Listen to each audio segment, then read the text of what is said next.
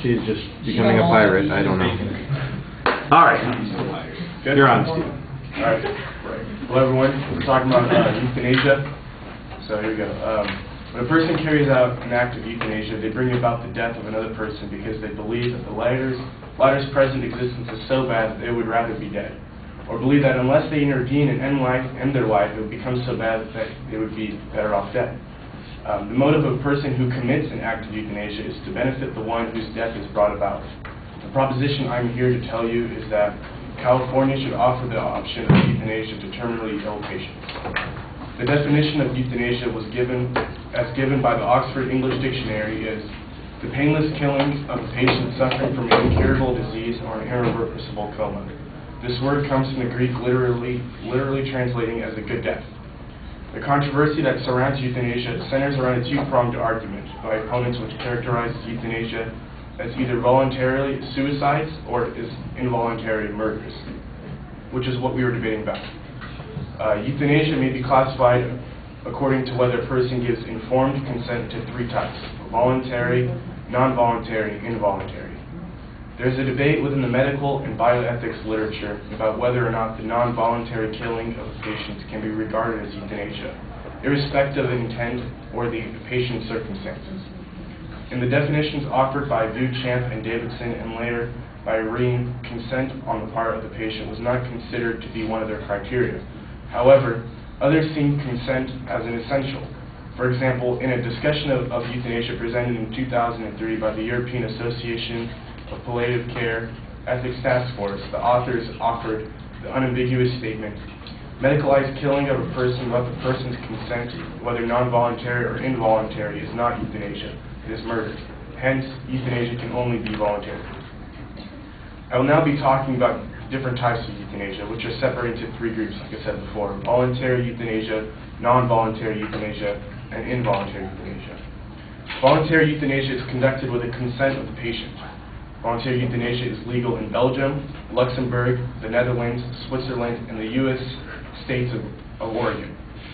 When the patient brings about his or her own death with the assistance of a physician, the term is assisted suicide. The term assisted suicide is often used. Non-voluntary euthanasia is conducted where the consent of the patient is unavailable.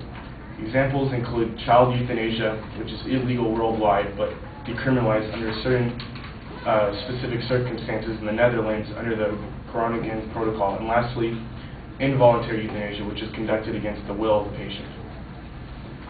There are many reasons why euthanasia is beneficial not only to the patient themselves but their family and the society they live in. The four reasons I will give are choice being one, choice.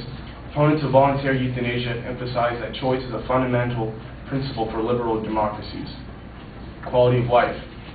The pain and suffering a person feels during a disease, even with pain relievers, can be incomprehensible to a person who has not gone through it. Even without considering the physical pain, it is often difficult for patients to overcome the emotional pain of losing their own independence. Opinion of witness. Those who witness others die are particularly convinced that the law should be changed to allow assisted death. And economic costs and human resources. Today, in many countries, there is a shortage of hospital space. The energy of doctors and hospital beds can be used for people whose lives could be saved instead of continuing the life of those who want to die, which increases the general quality of care and shortens hospital waiting lists.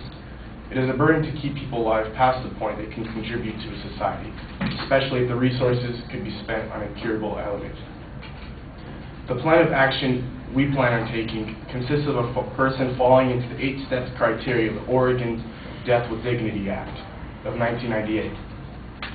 Number 1, the person must be terminally ill. Number 2, the person must have 6 months or less to live.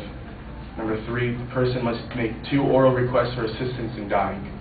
Number 4, the person must make 1 written request for assistance in dying. Number 5, the person must convince 2 physicians that he or she is sincere and not acting on a whim, and that decision is voluntary. Number 6, the person must not have been influenced in the past by depression.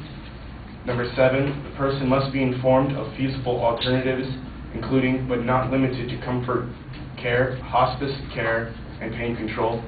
And number 8, the person must wait after the decision for 15 days.